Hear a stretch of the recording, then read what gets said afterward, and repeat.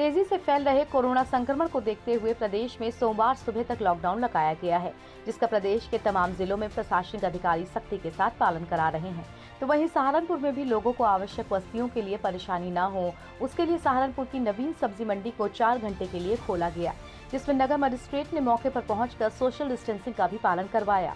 सब्जी मंडी को सुबह 5 से 9 बजे तक के लिए खोलने के आदेश दिए गए हैं, जिसके बाद मौके पर मौजूद पुलिस कर्मचारियों ने 9 बजते ही मंडी को बंद भी करा दिया। जिला प्रशासनिक अधिकारियों का कहना है कि लॉकडाउन का सख्ती के साथ पालन कराया जाए ताकि तेजी से फैल रहे कोरोना की चेन को तोड़ा जा सके। आप खुद देख रहे हैं कि आज 3 दिन बाद दुकान बाजार खुली थी, फिर भी हम लोग सीओ साहब और इंस्पेक्टर साहब कोर्ट 5 बजे आ गया था और पूरी कोशिश कर रहा है कि कोई ऐसी स्थिति पैदा न हो। कल और सुधार किया जाएगा कि डिस्टेंसिंग का पालन किया जाए। चित्रकूट में कोविड सेंटर खो पर मरीज की मौत के बाद तीमारदारों द्वारा स्वास्थ्य कर्मियों पर हमला कर दिया गया। इसके बाद स्वास्थ्य कर्मियों ने घटना की जानकारी देते हुए प्रधानमंत्री को पत्र लिखा है। तीमारदारों के हमले के बाद स्वास्थ्य कर्मी लामबंद हो गए। पैरामेडिकल स्टाफ की एसोसिएशन ने तीमारदारों पर कैंची व चाकू से हमला करने का आरोप लगाया है। इसमें एक स्वास्थ्य कर्मी के गले में चोट आई है। स्वास्थ्य कर्मियों ने पत्र में लिखा है कि अगर समय से प्रशासन ने अस्पताल परिसर में सुरक्षा मुहैया नहीं करवाई और दोषियों के खिलाफ सख्ती के साथ कार्रवाई नहीं हुई तो हर बुरे वक्त का प्रशासन स्वयं जिम्मेदार होगा। इससे पहले भी कोविड सेंटर खो पर 23 अप्रैल को ऑक्सीजन न मिलने के कारण जमकर हंगामा हुआ था।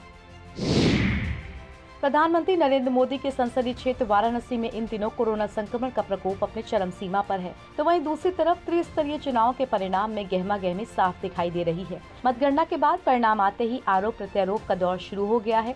इसी दौर के दौरान कुछ बातों पर फिर से मतों की गिनती करवाई जा रही है। आरोपों के बीच मौके पर पहुंचे वरिष्ठ पुलिस अधीक्षक ग्रामीण अमित वर्मा ने बताया कि सुरक्षा के पुख्ता इंतजाम किए गए हैं, किसी भी प्रकार की कोई हेराफेरी नहीं होगी। मतगणना स्थल पर दोबारा से वोटों की मतगणना की जा रही है। मतगणना के दौरान मतगणना स्थल पर वरिष्ठ पुलिस अधीक्षक ग्रामीण अमित वर्मा और क्षेत्राधिकारी सदर अभिषेक पांडे मौजूद रहे। किसी वार्ड में बहुत कम वोट से हार जीत हुई है, तो उस लोगों को आपत्ति है कि उसकी रिकाउंटिंग कराई जाए। प्रशासन ने निर्णय लिया है कि नहीं, रिकाउंटिंग करा दी जाए। रिकाउंटिंग हो रहा है। दूसरे में किसी में ये है कि एक प्रत्याशी कह रहा है नहीं हम जीते हैं, दूसरा कह रहा है कि हम जीते हैं।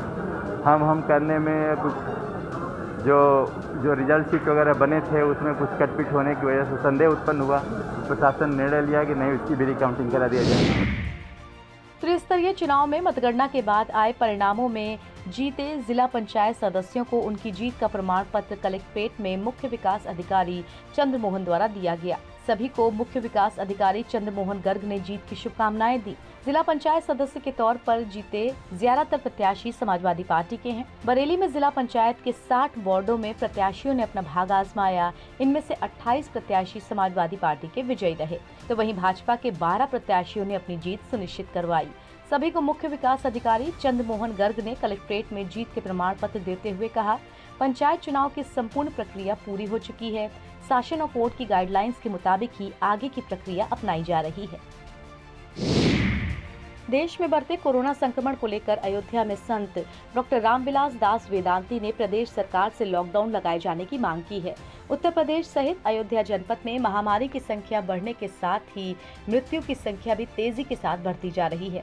रामविलास वेदांती ने कहा कि प्रदेश में मुख्यमंत्री योगी आदित्यनाथ ने प्रदेश के लोगों से अपील की है कि लोग घरों में रहें, सड़कों पर ना निकलें, आवश्यक कार्य के लिए ही बाहर जाएं, लेकिन प्रदेश की जनता सरकार की इस बात को नहीं मान रही है। इसीलिए संपूर्ण लॉकडाउन लगाने की जरूरत अब प्रदेश में है। वेदांती ने कहा कि अगर प्रदेश सरकार जनता के बचाव के लिए उपयोगी उपाय कर रही है तो जनता को भी अपना व्यवहारिक परिचय देते हुए सरकार का साथ देना चाहिए ताकि कोरोना संक्रमण की चेन को तोड़ा जा सके। हमारे मुख्यमंत्री योगी आदित्यनाथ जी ने उत्तर प्रदेश के लोगों से बार बार ये प्रार्थना किया कि आप लोग घरों में रहिए, सड़कों में न निकलिए, जब कोई विशेष काम हो तभी आप बाज़ार में निकलें, मास्क लगा के निकलें। लेकिन इतना आदेश देने के बाद भी, निवेदन करने के बाद भी जब जनता नहीं मान रही है, मैंने देखा पंचायत के चुनाव में लाखों लोग जहाँ पर मतगणना हो रही है वहाँ पर पहुँच रहे हैं। योगी जी ने तो कहा नहीं जनता से कि तुम लाखों लोग वहाँ आओ, केवल प्रत्याशी को और केवल मतगणना करने वाले लोगों को ही बुलाया गया था। लेकिन ये जनता स्वयं जानबूझ करके यदि आग में कूद रही है तो इसमें योगी जी का दोष नहीं है, मुख्यमंत्री का दोष नहीं है, प्रधानमंत्री का दोष नहीं है। पश्चिम बंगाल में चुनावी मतगणना के बाद टीएमसी के कार्यकर्ताओं द्वारा की गई हिंसा के विरोध में अयोध्या में तपस्वी छावनी के महंत परमहंस दास ने 1 दिवसीय उपवास रख सत्याग्रह कर राष्ट्रपति से बंगाल में घुसपैठिए और रोहिंग्या की नागरिकता समाप्त करने के साथ चुनाव रद्द कराने की मांग की है। दरअसल पश्चिम बंगाल में ममता बनर्जी के चुनाव जीतते ही अन्य वोटरों के घर जला दिए गए और हिंसा के माध्यम से एक भय का माहौल पैदा किया गया है। ये एक सोची समझी साजिश के तहत हुआ है ताकि भविष्य में कोई दूसरी पार्टी का प्रचार न कर सके।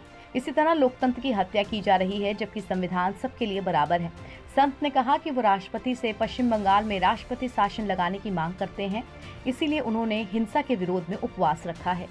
पश्चिम बंगाल में भय व्याप्त हो गया है कि जो तृणमूल कांग्रेस को वोट नहीं दिए हैं, जो अन्य पार्टी का लोग झंडा लगाए हुए थे, उनका घर जला दिया गया, तमाम लोगों की हिंसा कर दी गई, तमाम लोगों के पैर तोड़ दिए गए। और ममता बनर्जी की ये सोची समझी रणनीति है, इनका ये प्रयास है कि भविष्य में लोग दूसरे पार्टी का प्रचार न करें, दूसरे पार्टी का झंडा न लगाएं। माने एक तरफ से माने ये है कि लोकतंत्र की हत्या हो रही है। वहां वाराणसी में इलाज के दौरान हुए पद्म विभूषण छन्नूलाल मिश्रा की बेटी की मौत के मामले ने तूल पकड़ लिया है, जिसमें खुद छन्नूलाल मिश्रा ने अपना एक वीडियो बनाकर सोशल मीडिया पर वायरल कर दिया है, जिसमें उन्होंने कहा कि पत्नी और बेटी की मृत्यु के बाद मैं काफी आहत हूँ, मेरी बेटी को इंसाफ चाहिए।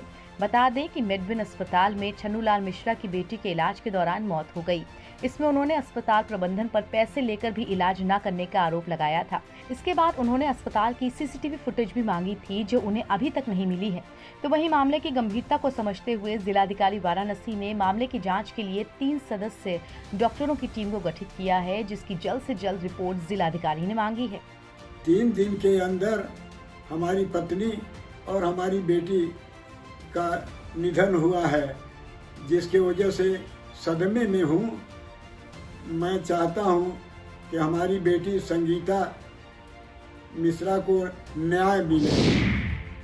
देश में बढ़ती महामारी को देखते हुए वाराणसी के महापौर ने सराहनीय कदम उठाते हुए फैसला लिया है कि वो क्षेत्रीय पार्षदों के संग मिलकर लोगों को कोरोना से बचाव की दवा देंगे। इसके लिए महापौर ने पार्षदों संग मिलकर एक किट तैयार की है, जिसमें कोरोना की दवा, थर्मामीटर, ऑक्सीमीटर, मास्क, सैनिटाइजर आदि दिया जाएगा। महापौर मृदुला जायसवाल ने बताया कि सभी 100 पार्षदों को ये किट बांटने की जिम्मेदारी की गई है, जिससे कोरोना संक्रमण से बचा जा सके। जो महामारी फैली हुई है कोरोना का, इसमें एक सहयोग प्रदान करने के लिए और स्वास्थ्य विभाग जो लड़ाई लड़ रहा है उसमें नगर निगम भी हमेशा साथ रहा है, तो उन्होंने दवाइयाँ प्रोवाइड कराई। तभी आज का आयोजन हुआ कि हर एक पार्षद को हम 30-30 दवाइयों की किट देंगे और सुपरवाइज़र को थर्मो किट देंगे। उसके साथ साथ ऑक्सीमीटर है और मास्क है, सैनिटाइज़र है। वो सुपरवाइज़र उस वार्ड में पार्षद के द्वारा भी चलाए गए जितने भी लोग अगर चिन्हित हैं उनके पास जाएगा, उनको वो निरीक्षण करेगा। फिर उसके बाद उनका अगर वो कोरोना संक्रमित होगा तो आगे उनकी इलाज भी होगा।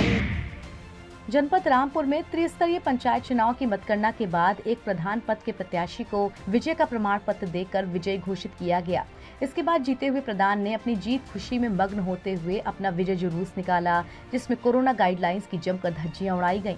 प्रधान मतगणना स्थल से अपने समर्थकों के साथ जुलूस की शक्ल में अपने गांव रवाना हुए।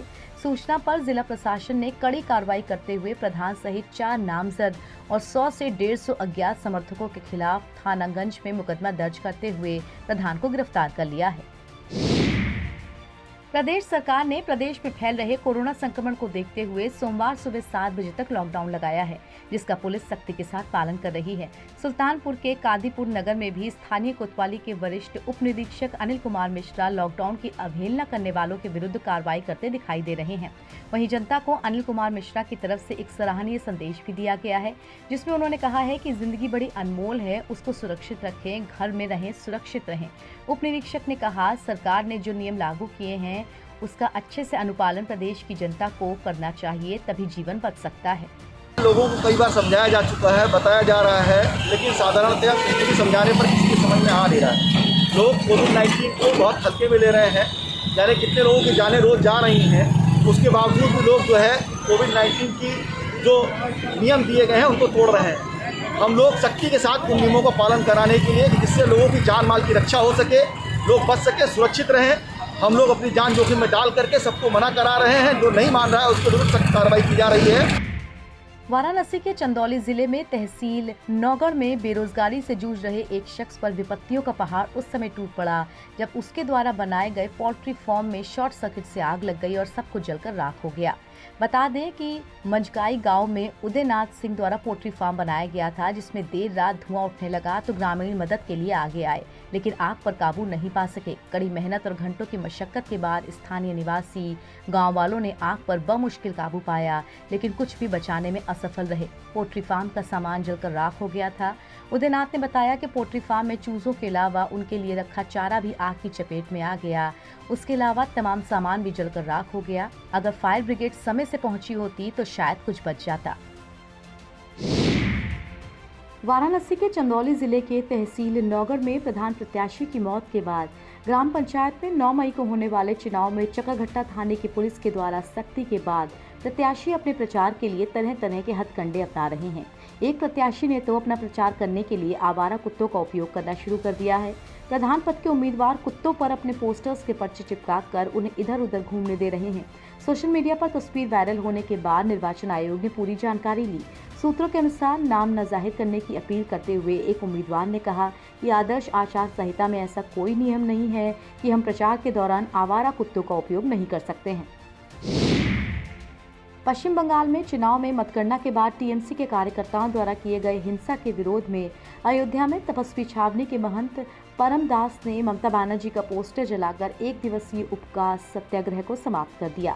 उपवास समाप्त करने के बाद परमहंस दास ने पश्चिम बंगाल में निर्दोषों की हुई हिंसा के हालात पर चिंता व्यक्त करते हुए कहा कि संविधान की रक्षा के लिए पश्चिम बंगाल में राष्ट्रपति शासन लगाया जाना चाहिए। उन्होंने महामहिम राष्ट्रपति रामनाथ कोविंद से आग्रह किया कि दोषियों के ऊपर सख्त से सख्त कार्रवाई की जाए और पीड़ितों को न्याय दिया जाए। पश्चिम बंगाल के हालात बेहद चिंताजनक हैं, इसीलिए वहां पर राष्ट्रपति शासन लगाया जाना आवश्यक है। प्रदेश के तमाम जिलों में ऑक्सीजन का संकट गहराने लगा है, लेकिन प्रदेश सरकार का दावा है कि ऑक्सीजन भरपूर मात्रा में दी जा रही है, लेकिन फिर भी मरीजों के तीमारदारों से ऑक्सीजन सिलेंडर बाहर से मंगवाया जाता है। सहारनपुर में भी ऑक्सीजन की किल्लत ना हो, उसी को देखते हुए सहारनपुर प्रशासन द्वारा शेखुल हिंद मौलाना मेडिकल कॉलेज में ऑक्सीजन का प्लांट लगाया गया है। इससे एक बार में लगभग 50 सिलेंडर ऑक्सीजन प्राप्त होती रहेगी। तो वहीं प्रशासन लगातार प्रयास कर रहा है कि प्लांट में ऑक्सीजन की मात्रा को कैसे बढ़ाया जाए। कोरोना वायरस के बढ़ते मरीजों के बीच बढ़ रही मांग को देखते हुए रेमडेसिविर इंजेक्शन की पूर्ति अब सिटी मजिस्ट्रेट कोर्ट से होगी। इसके लिए सिटी मजिस्ट्रेट कोर्ट ने पूरी व्यवस्था कर दी है। यहाँ रेमडेसिविर इंजेक्शन आसानी से मरीजों को उपलब्ध होगा।